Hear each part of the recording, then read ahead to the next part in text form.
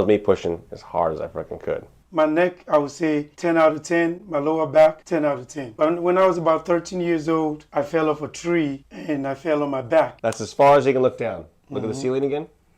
That's as far as you can look up. I'm ready to see a miracle. Ankylosing spondylitis. Bones are starting to fuse together. How bad was that, sir? It hurts. That was me pushing as hard as I freaking could. I'm having trouble with him because I can't rotate his neck enough for me to get behind it. So I may have to change how I do things with him in the future.